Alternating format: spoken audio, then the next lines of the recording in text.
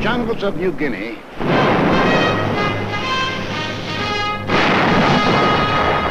on the barren shores of the Aleutians, in the tropic heat of the Pacific Islands, in the sub-zero cold of the skies over Germany, in Burma and Iceland, the Philippines and Iran, France, in China and Italy, Americans fighting. Fighting over an area extending 7/8 of the way around the world. Men from the green hills of New England, the sun-baked plains of the Middle West, the cotton fields of the South, the close-packed streets of Manhattan, Chicago, the teeming factories of Detroit, Los Angeles, the endless stretching distances of the Southwest, men from the hills and from the plains, from the villages and from the cities, bookkeepers, soda jerks, mechanics, college students, rich man, poor man, beggar man, thief, doctor, lawyer, merchant, chief, now veteran fighting men. Yet 2 years ago, many had never fired a gun or seen the ocean or been off the ground. Americans, fighting for their country while half a world away from it, fighting for their country and for more than their country, fighting for an idea. The idea bigger than the country. Without the idea, the country might have remained only a wilderness. Without the country, the idea might have remained only a dream.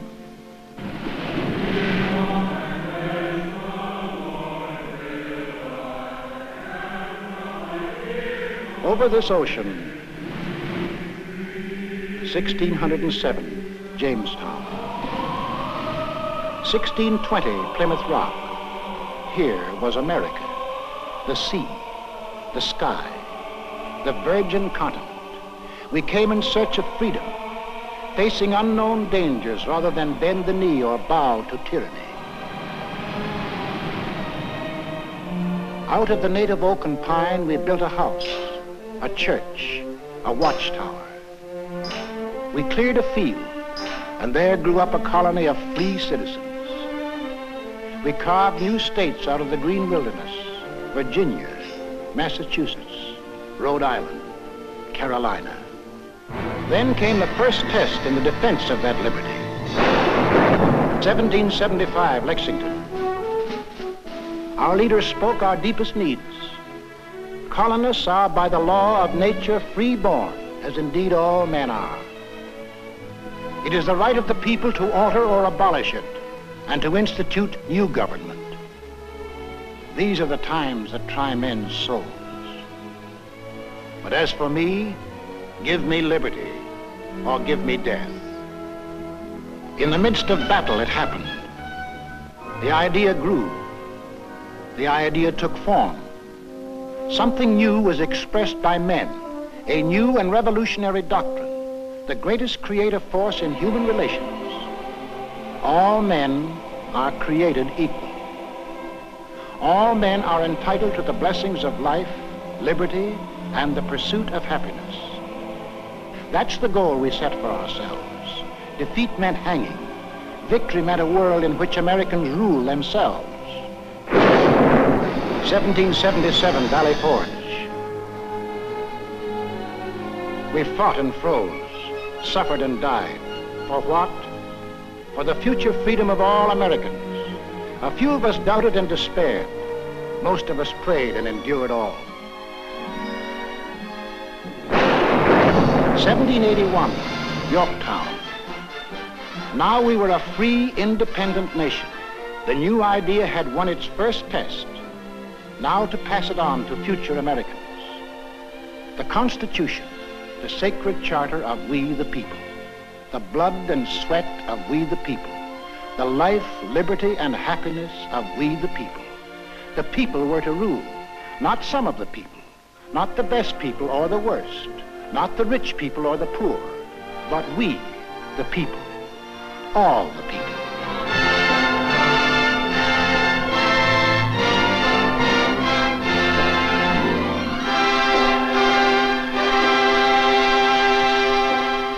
In this brotherhood, America was born. One nation, indivisible, with liberty and justice for all. We began as 13 states along the Atlantic seaboard. We pushed across the Alleghenies, the Ohio River, the Mississippi, the last far range of the distant Rockies. We carried freedom with us. No aristocratic classes here, no kings, no nobles or princes, no state church, no courts, no parasites, no divine right of man to rule man. Here, humanity was making a clean, fresh start from scratch. Behind us, we left new states, chips off the old blocks welded together by freedom.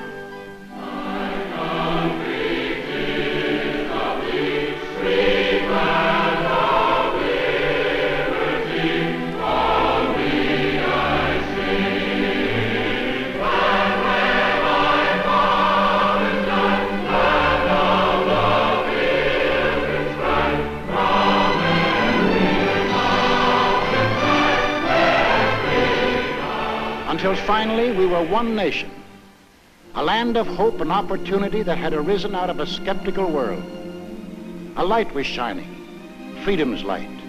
From every country and every clime, men saw that light and turned their faces toward it. Give me your tired, your poor, your huddled masses yearning to breathe free, the wretched refuse of your teeming shore. Send these, the homeless, tempest-tossed, to me. I lift my lamp beside the golden door. As strangers to one another, we came and built a country, and the country built us into Americans. The sweat of the men of old nations was poured out to build anew. The sweat of our first settlers, the English, the Scotch, the Dutch, building the workshop of New England, of the Italian in the sulfur mines of Louisiana, of the Frenchman and the Swiss in the vineyards of California and New York State, of the Dane, the Norwegian, the Swede, seeding the good earth to make the Midwest bloom with grain, of the Pole and the Welshman, of the Negro harvesting cotton in the hot southern sun, of the Spaniard, the first to roam the great Southwest, of the Mexican in the oil fields of Texas and on the ranches of New Mexico, of the Greek and the Portuguese harvesting the crop the oceans yield, of the German with his technical skill, of the Hungarian and the Russian, of the Irishman, the Slav, and the Chinese working side by side. The sweat of Americans, and a great nation was built.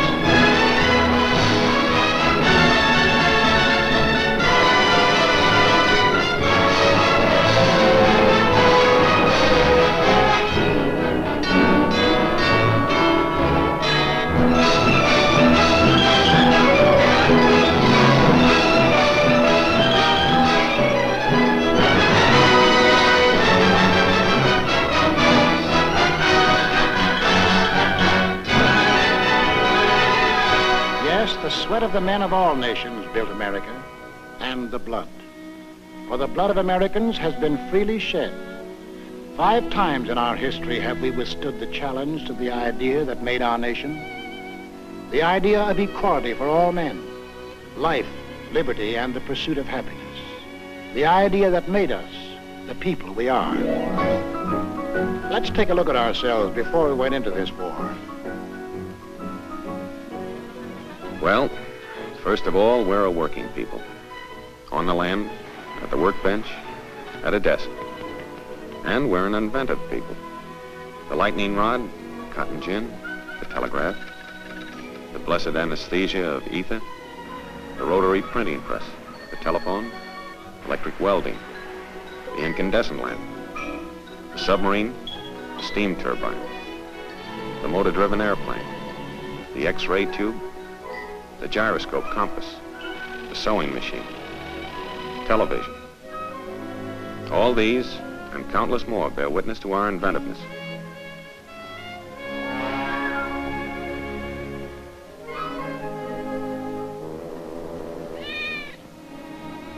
And this inventiveness and enterprise, plus our hard-won democratic ideal of the greatest good for the greatest number, created for the average man the highest standard of living in the world.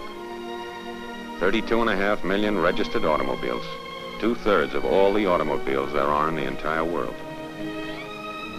We demand the highest standards in sanitation, purity of food, medical care. Our hospitals are models for the world to copy.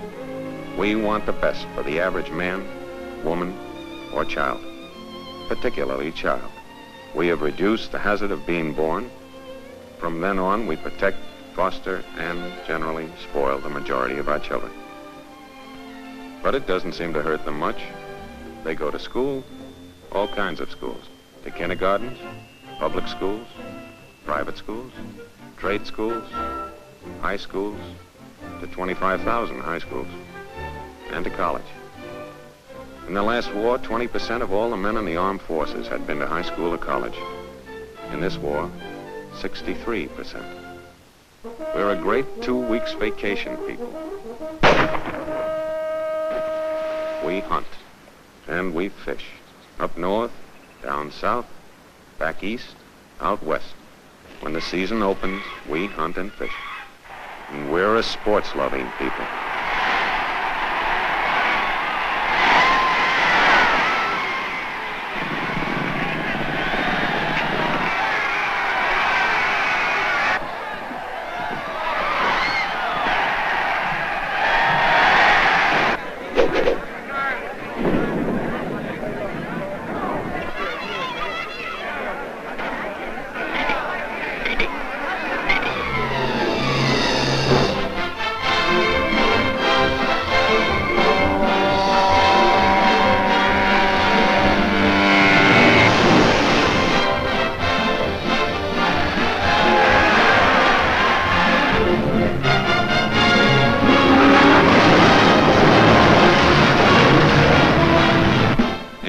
Probably the travelingest nation in all history. We love to go places. We have the cars, we have the roads, we have the scenery. We don't need passports, but sometimes we need alibis. We sleep by the road, we eat by the road. The foreigner is enchanted and amazed by what we like to put on our stomachs.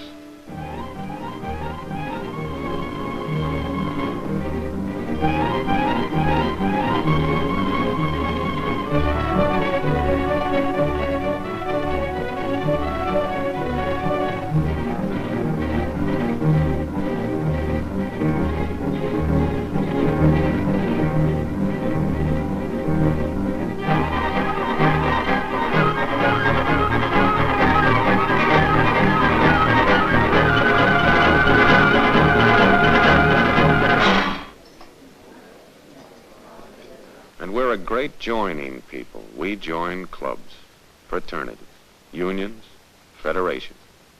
Shove a blanket at us, we'll sign up. Radios, we have one in the living room. When you think of refreshment, think of the dining room, the bedroom, the bathroom, in our cars, and in case of acid indigestion, in our hands, and up our sleeves. Does your cigarette taste different lately? Music, we couldn't be without it.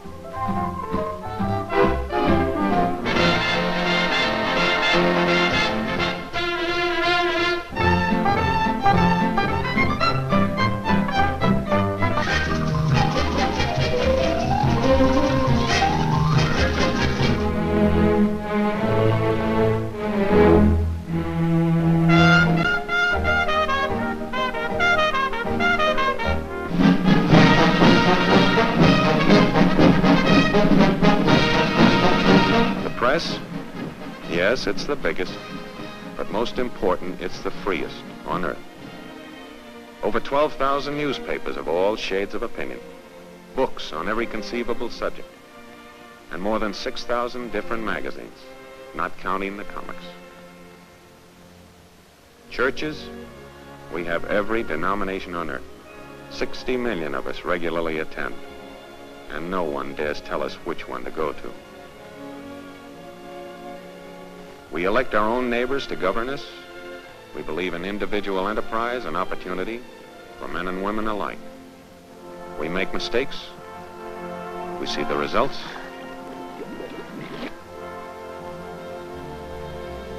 We correct the mistakes. We skyrocket into false prosperities and then plummet down into false, needless depressions. But in spite of everything, we never lose our faith in the future. We believe in the future. We build for the future. Yes, we build for the future. And the future always catches up with us. Before we're done building, we've developed something new and have to start rebuilding. That's roughly the kind of people we are. Boastful, easygoing, sentimental, but underneath passionately dedicated to the ideal our forefathers passed on to us, the liberty and dignity of man. We've made great material progress, but spiritually we're still in the frontier days. Yet deep down within us, there is a great yearning for peace and goodwill toward men. Somehow we feel that if men turn their minds toward the fields of peace as they have toward the fields of transportation, communication, or aviation, wars would soon be as old-fashioned as the horse and buggy days. We hate war. We know that in war, it's the common man who does the pain, the suffering, the dying. We bend over backwards to avoid it. But let our freedoms be endangered, and we'll pay and suffer and fight to the last man. That is the America. That is the way of living for which we fight today. Why? Is that fight necessary? Did we want war?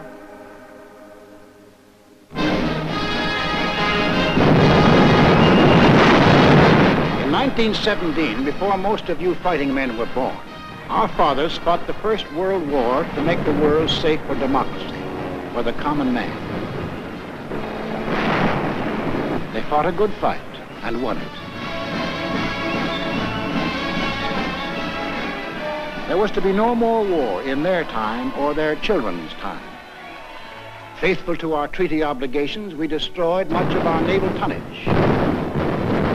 Our army went on a reducing diet until it became little more than a skeleton. For us, war was to be outlawed. For us, Europe was far away. And as for Asia, well, that was really out of this world, where everything looked like it was torn from the National Geographic. Yet, in this remote spot in Asia, in 1931, while most of you were playing ball in the sandlots, this war started. Without warning, Japan invaded Manchuria.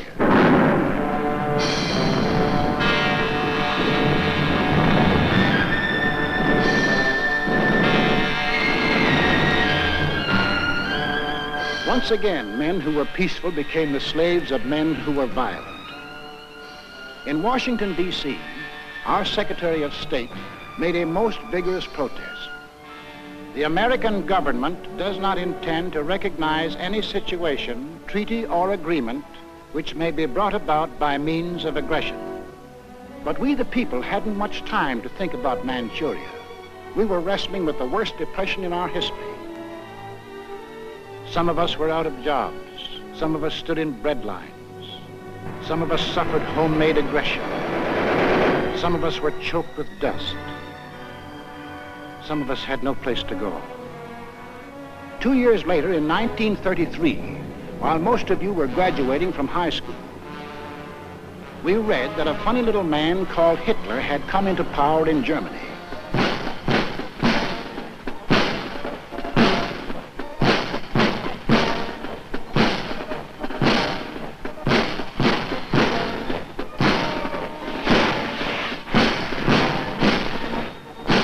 We heard that a thing called the Nazi Party had taken over.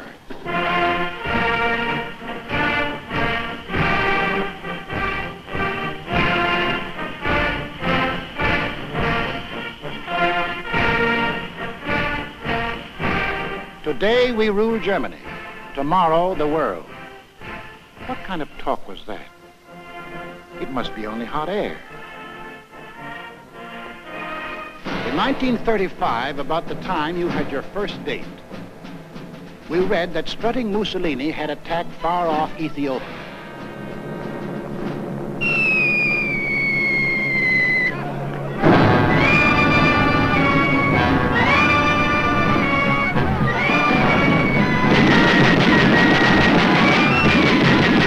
The disease seemed to be spreading, so Congress assembled to insulate us against the growing friction of war.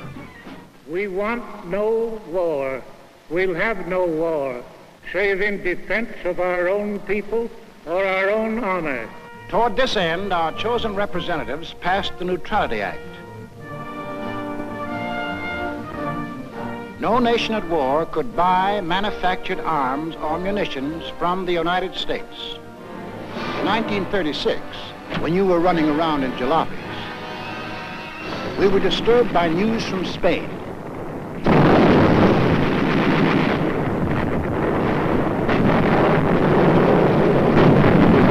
In our newsreels, we saw German and Italian air forces and armies fighting in Spain and wondered what they were doing there.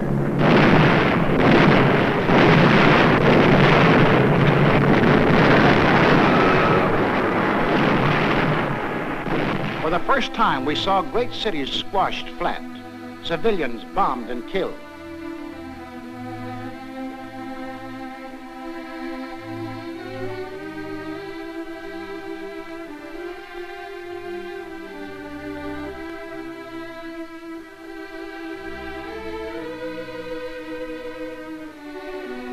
In November 1936, the American Institute of Public Opinion, known as the Gallup Poll, asked a representative cross-section of American people, if another war develops in Europe, should America take part again?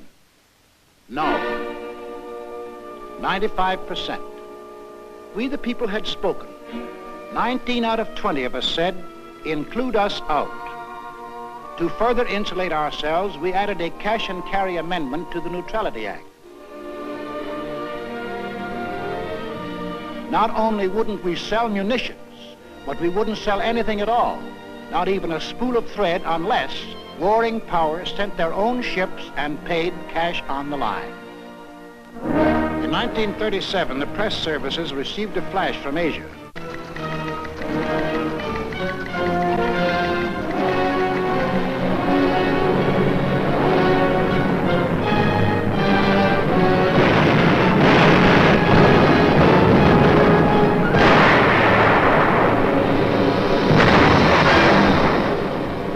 Yes, the Japs were turning Asia into a slaughterhouse. But for us, Asia was still far away. In September 1937, the Gallup poll asked us, in the present fight between Japan and China, are your sympathies with either side? We answered, with China, 43%. With Japan, 2%. Undecided, 55%. We hadn't made up our minds about China. Our Neutrality Act barred sales of armaments only to nations at war. The Japanese had not declared war, so we went right on selling scrap iron and aviation gasoline to Japan. In March 1938, Hitler had not declared war either, but his goose-stepping army suddenly smashed in and occupied all the soil of Austria. 6 months later, Hitler and his stooge met the anxious democracies at Munich. Hitler promised peace in our time if Britain and France would give him that part of Czechoslovakia known as the Sudetenland. Britain and France gave him that part of Czechoslovakia, hoping to avert war. Now we had his word, peace in our time. At home, we began to hear strange headlines. Extra, extra! FBI captured German agent! Read all about it! Nasty Spygate captured! We sat in our theaters unbelieving as motion pictures exposed Nazi espionage in America. As Germans, we know that if America is to be free, we must destroy the chain that ties the whole misery of American politics together. And that chain is the United States Constitution. Could these things really be? Yes, these subversive acts were happening in real life every day. German-American bonds organized for the purpose of destroying us marched under our very noses.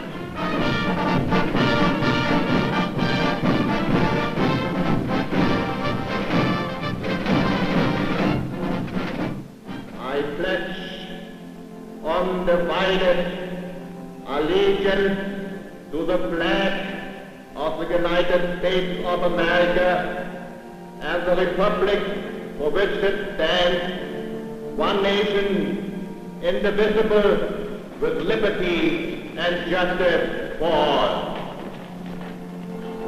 In our press, we read the news from abroad that Nazis were spending millions, arming Germany to the teeth.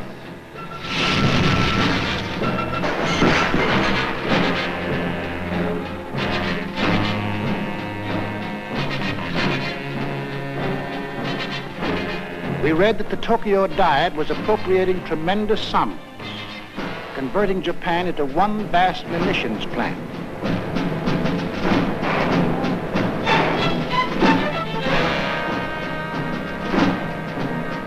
We watched these supposedly poor, have-not nations spend huge sums for armament, and we wondered why. Arrogantly, they told us why. They had declared war on us long before the shooting started. We have actually been at war since the day when we lifted the flag of our revolution against the democratic world. The Germans are a noble and unique race, to whom the earth was given by the grace of God.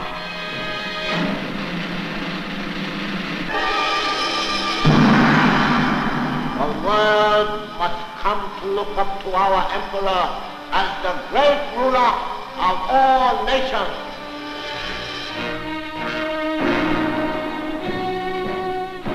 When the people of these three nations elected to follow their leaders, Death Incorporated, they organized to smash personal freedom, equality of man, freedom of speech, freedom of religion, organized to smash the very principles which made us the people we are. So in December 1938, when the Gallup poll asked us, should the United States increase the strength of its Army, Navy, and Air Force, we answered yes, 85%. It was time to look to our defense. Gentlemen, this is the Military Affairs Committee of the United States House of Representatives meeting for the purpose of considering national defense. The Navy is asking for an increase of 25% in authorized naval tonnage in view of the grave international situation. Congress, reflecting the voice of the people, appropriated the largest sum for military use ever voted during peace in American history. We didn't dream that a few years later it would look like peanuts. On March 14, 1939, Adolf Hitler broke the pledge he made at Munich. He took over all the rest of Czechoslovakia. There would be no more peace in our time.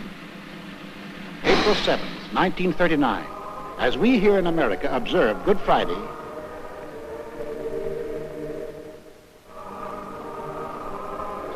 Mussolini invades Albania. Extra paper, Italy attacks Albania.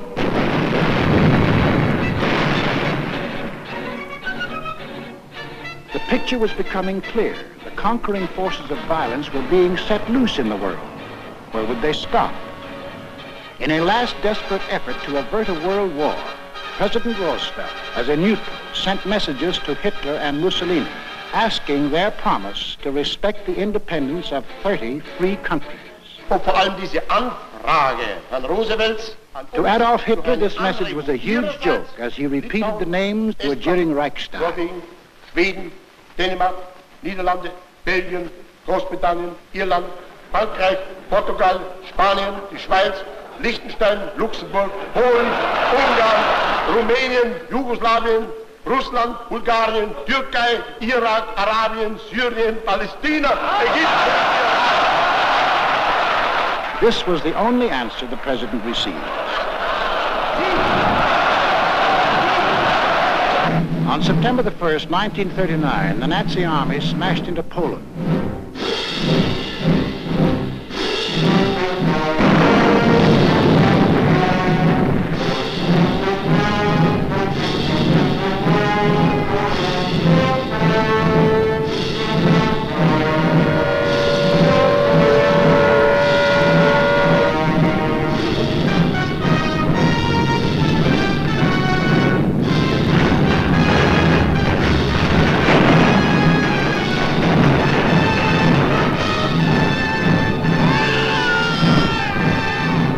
England and France had a treaty with Poland.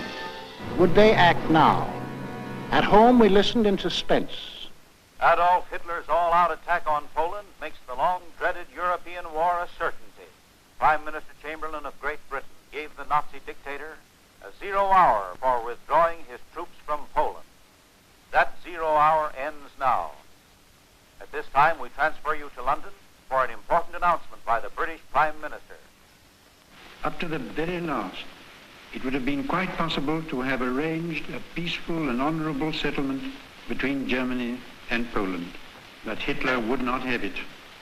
But a situation in which no word given by Germany's ruler could be trusted, and no people or country could feel itself safe, had become intolerable. Now, may God bless you all, and may he defend the right. For it is evil things that we shall be fighting against. And against them I am certain that the right will prevail. 6 hours after Great Britain declared war on Nazi Germany, the Republic of France followed. All France is in a maelstrom of activity. The Maginot Line has already opened fire on the Germans. The sparring is ended. World War II has begun.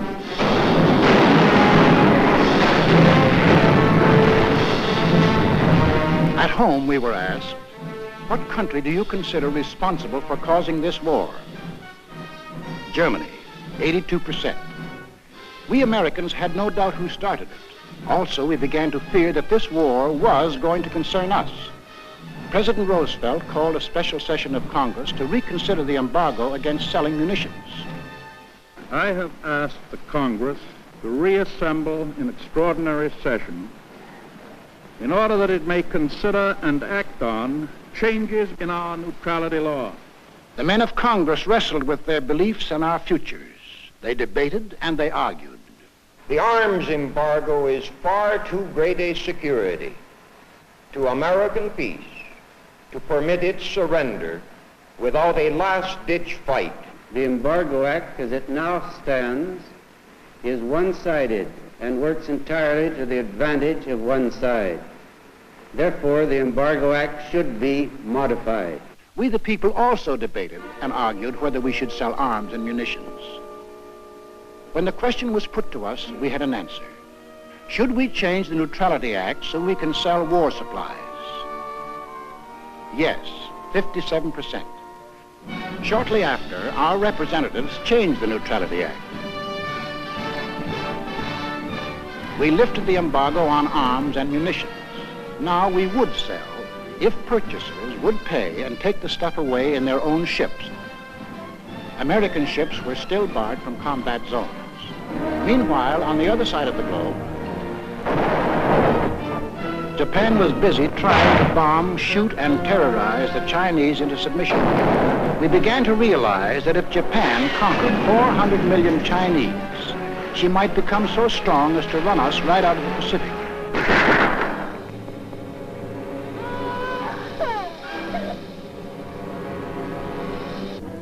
You will remember that 2 years earlier, in September 1937, when we were asked, in the present fight between Japan and China, are your sympathies with either side?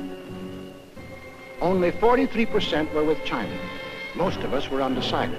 In June 1939, when we were asked the same question, 74% said we were with China.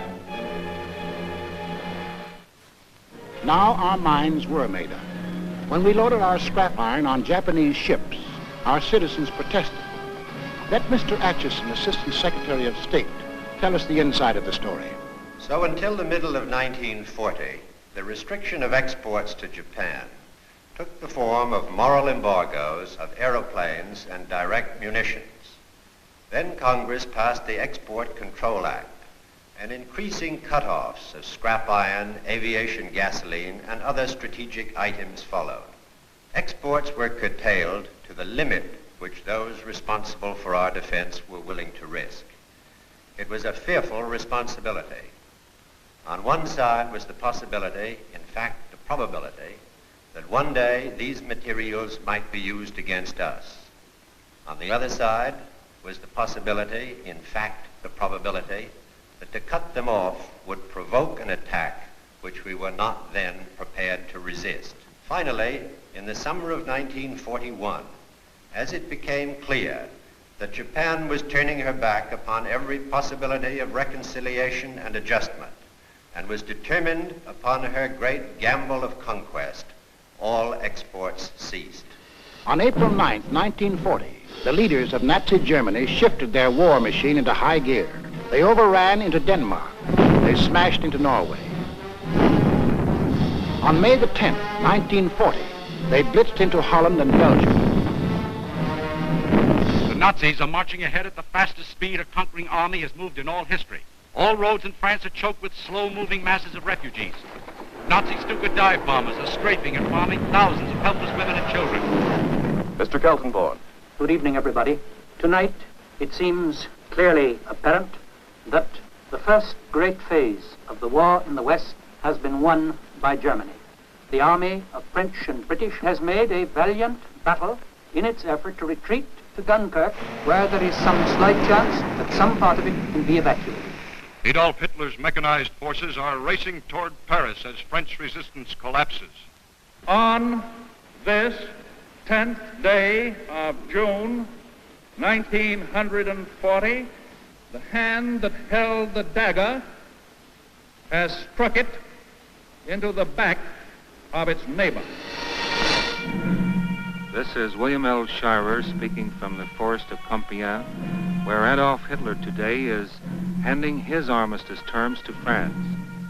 It is 3:15 p.m. Adolf Hitler strides slowly toward the little clearing. I can see his face. It is grave, solemn, yet brimming with revenge. Off to one side is a large statue of Marshal Foch. Hitler does not appear to see it. Now we see the French walking down the avenue, led by General Hunsinger. Hitler and the other German leaders rise as the French enter. General Keitel reads the preamble to the German armistice terms. This whole ceremony is over in a quarter of an hour. The last time I saw Paris, her heart was warm and gay. I heard the laughter of her heart in every street cafe. The last time I saw Paris, trees were dressed for spring, and lovers walked beneath those trees, and birds found songs to sing. I dodged the same old taxi cabs that I had dodged for years. The chorus of their squeaky horns was music to my ears. The last time I saw Paris, her heart was warm and gay. No matter how they changed her, I remember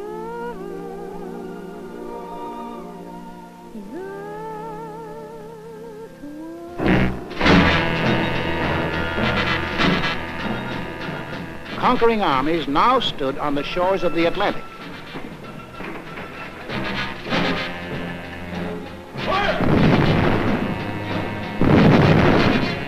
The danger was suddenly close. Countries conquered by the Nazis had possessions outside of Europe. Some of these possessions are in America. Would the Nazis demand the French naval units at Martinique? Would the Nazis move into the Dutch oil fields at Curacao?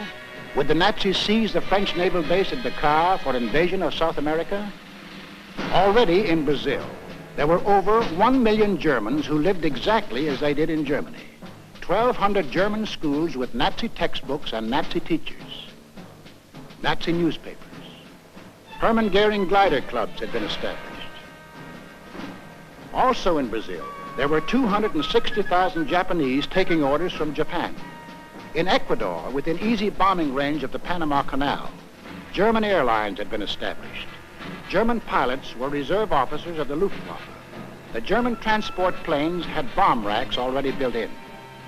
In Argentina, German athletic clubs similar to the Hitler Youth Movement had been organized exclusively for Germans. Here was a fifth column ready to take over.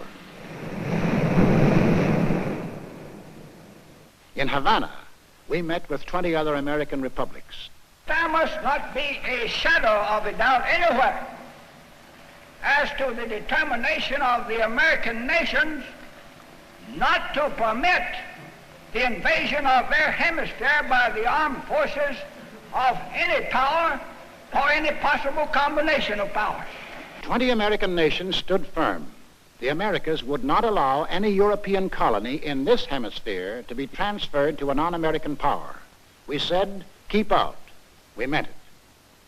We must increase production facilities for everything needed for the Army and Navy for national defense. I believe that this nation should plan at this time a program that will provide us with 50,000 military and naval planes. To protect our shores, we authorized construction of a two-ocean navy, the greatest the world has ever known. At least it would be the greatest navy when completed in 1944. But then, in 1940, it was only a paper navy.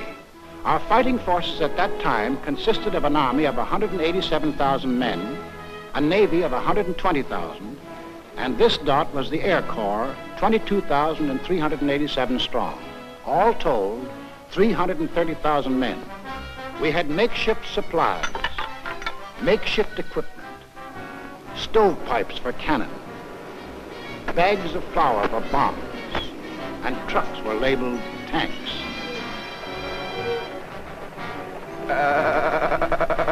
Our infantry had exactly 488 machine guns. We possessed 235 pieces of field artillery, 10 light and 18 medium tanks.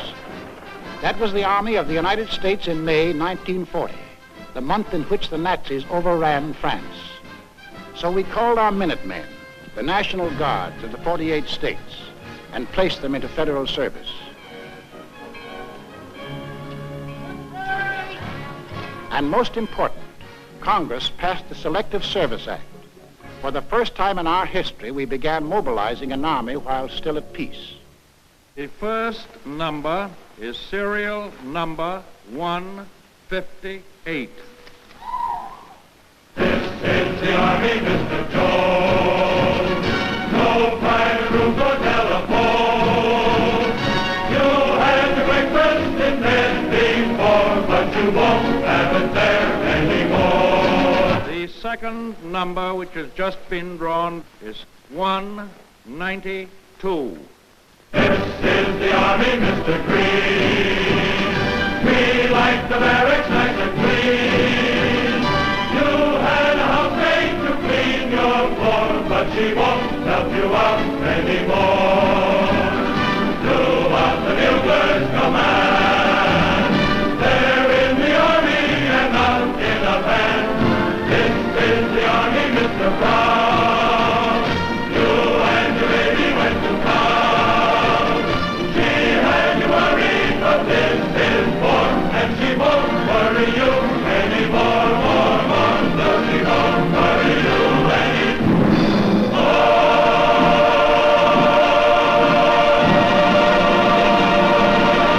wasn't too soon. Time was running out. The Nazis had begun their shattering blitz on Britain.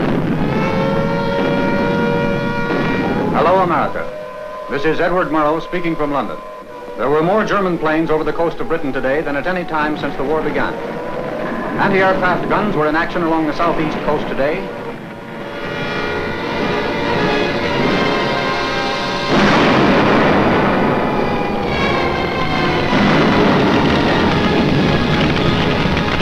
Back on Main Street, USA, daily we followed Britain's life struggle.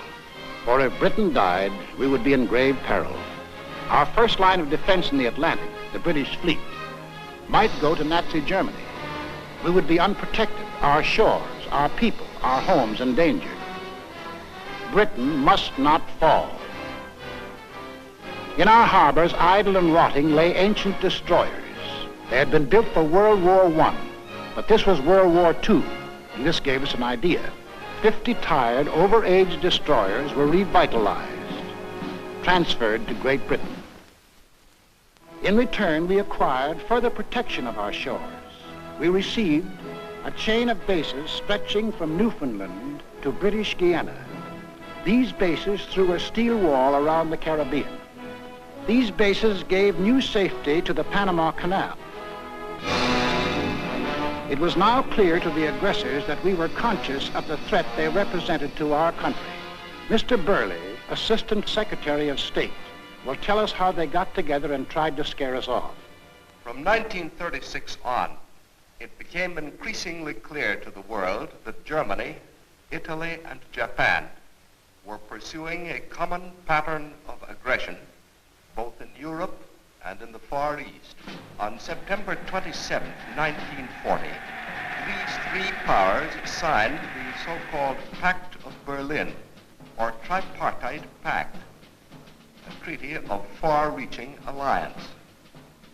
By that treaty, it was provided that the three countries would assist one another with all political, economic, and military means when one of the powers was attacked, note particularly the use of the word attacked, by a power not then involved in the European War or in the Chinese-Japanese conflict. The last of these provisions was aimed directly at the United States. Tokyo celebrated.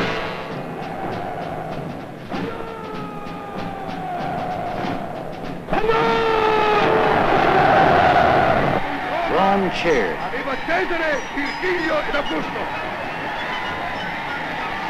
Berlin hired itself hoarse. It was clear now that the three Axis countries definitely stood against us. More anxious than ever, we watched the life and death struggle for the possession of the skies over Britain.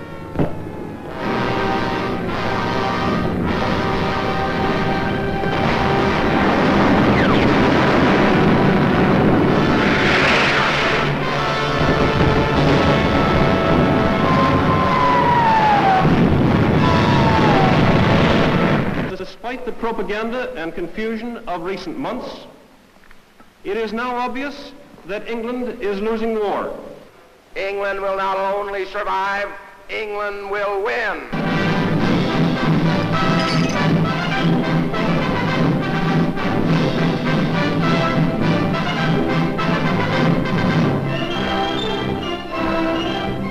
So, when we were asked, should we keep out of war or aid Britain even at the risk of war? Aid Britain even at the risk of war, 68%. Thus, the march of conquest of the self-termed master races changed our national attitude from 1936, when only 1 out of 20 Americans thought we would be involved in war, to 1941, when 14 out of 20 Americans were willing to risk war if war was necessary to ensure Axis defeat. I ask this Congress for authority and for funds sufficient to manufacture additional munitions and war supplies of many kinds to be turned over to those nations which are now in actual war with aggressor nations. Our most useful and immediate role is to act as an arsenal for them as well as for ourselves. We shall send in ever-increasing numbers ships, planes, tanks, guns.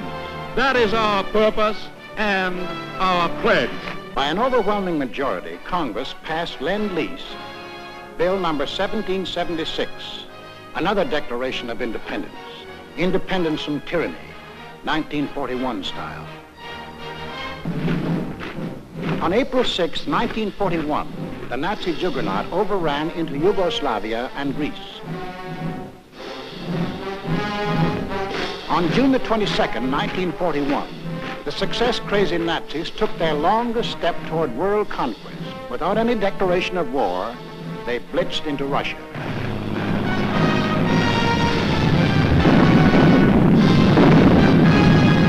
We were determined not to let down any nations defending themselves against unprovoked attack. So we extended Lend-Lease to these new victims. Now, the Lend-Lease products of our factories were being unloaded in the bombed ports of Great Britain, at the Red Sea ports for the British in Africa. Lend-Lease was being hauled over the Burma Road to China. Lend-Lease was piling up in Murmansk and Iran for Russia. Why did we supply war materials to the countries defending themselves against Axis aggression? Was it our natural sympathies for people unwilling to lose their freedom? Was it our ancient antagonism to conquerors imposing their rule on others by force? Yes, partly. But principally it was because the American people had become certain that they were on the list of free nations to be conquered. Two worlds are in conflict, two philosophies of life. One of these two worlds must break asunder. And we were the leading example of that free world that Hitler was committed to breaking asunder. What would have been our defensive position if the aggressors had succeeded in conquering Britain, Russia, and China? German conquest of Europe and Africa would bring all their raw materials, plus their entire industrial development, under one control. Of the 2 billion people in the world, the Nazis would rule roughly 1/4, the 500 million people of Europe and Africa, forced into slavery to labor for Germany. German conquest of Russia would add the vast raw materials and the production facilities of another of the world's industrial areas. And of the world's people, another 200 million would be added to the Nazi labor pile. Japanese conquest of the Orient would pour into their factory the almost unlimited resources of that area. And of the peoples of the earth, 1,000 million would come under their rule, slaves for their industrial machines. We in North and South America would be left with the raw materials of 3/10 of the Earth's surface against the Axis with the resources of 7/10. We would have one industrial region against their 3 industrial regions. We would have 1/8 of the world's population against their 7/8. If we, together with the other nations of North and South America, could mobilize 30 million fully equipped men, the Axis could mobilize 200 million. Thus, an Axis victory in Europe and Asia would leave us alone and virtually surrounded, facing enemies 10 times stronger than ourselves. These are the reasons that led us, the American people, to change the Neutrality Act, to send aid to Britain, to Russia, to China, to make ourselves the arsenal of democracy. These are the reasons why now the first American troops set forth into the Atlantic to occupy new bases in Greenland and Iceland with the consent of their local governments. In our hands, bases of defense. In Nazi hands, bases of offense.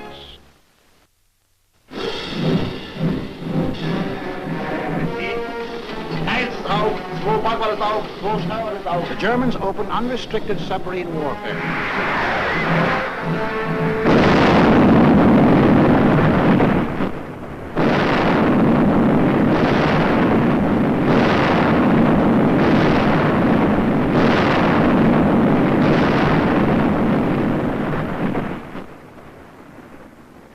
If today our Navy should make secure the seas for the delivery of our munitions to Great Britain, it will render as great a service to our country and to the preservation of American freedom as it has ever rendered in all its glorious history.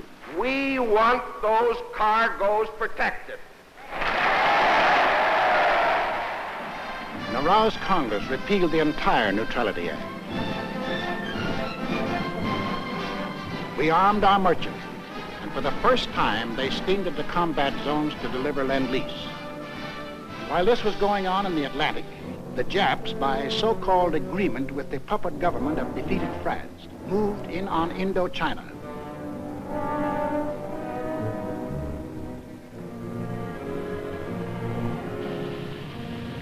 There were now only two threats to their plan for conquest of Greater East Asia. First was their northern neighbor, Russia, the only military power within striking distance of Japan. The Nazis were taking care of Russia. The second threat to Japanese conquest was us. Japanese southward expansion was too dangerous to attempt with our bases still standing in the Philippines and our supply lines open to Wake, to Midway, and to Hawaii.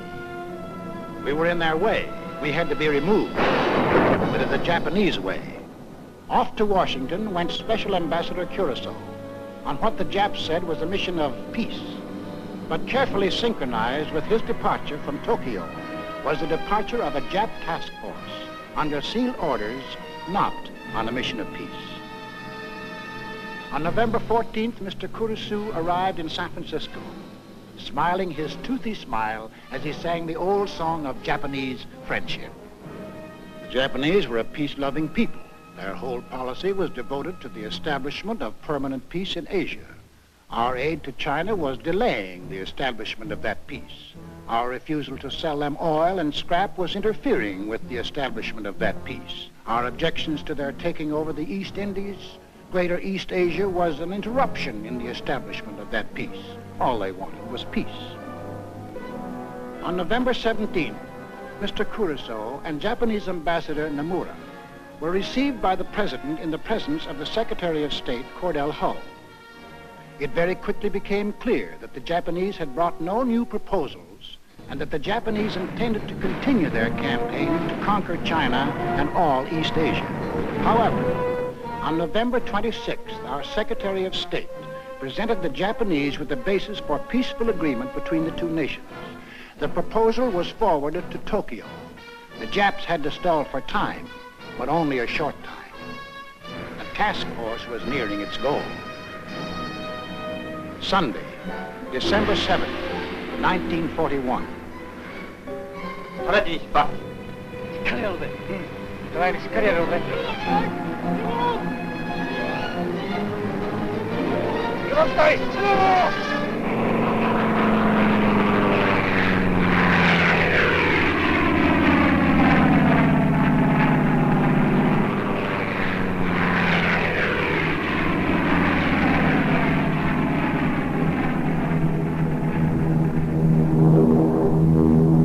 "1 p.m.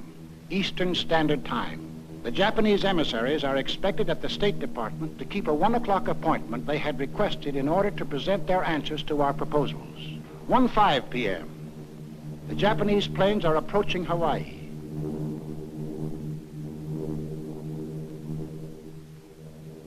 1:10 p.m.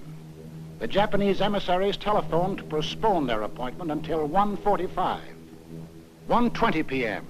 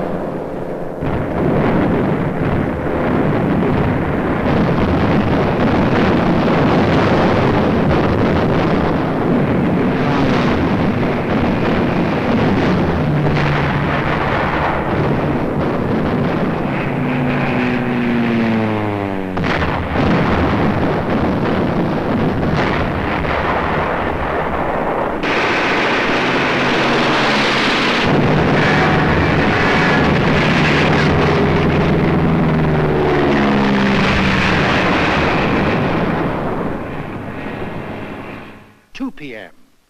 The Japanese envoys, smiling and correct, arrive at the State Department.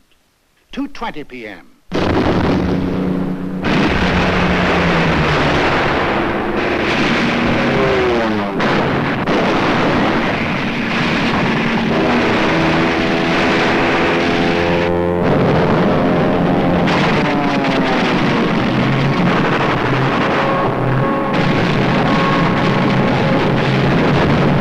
Japanese planes had been sowing death and destruction for an hour on American outposts in the Pacific when the Japanese envoys presented a memorandum to Mr. Hull. Here is the memorandum presented to me. As you can see, it is quite a lengthy document. I read it hurriedly, discovering that it contained a recital of monstrous accusations against the United States, charging it, among other things, with, quote, scheming for the extension of the war, preparing to attack Germany and Italy, two powers striving to establish a new order in Europe, and ignoring Japan's sacrifices in the 4 years of the China affair, menacing the empire's existence itself, and disparaging its honor and prestige. After reading the note, I said to the Japanese emissaries, I have never seen a document that was more crowded with infamous falsehoods and distortions on a scale so huge that I never imagined that any government on this planet was capable of uttering them.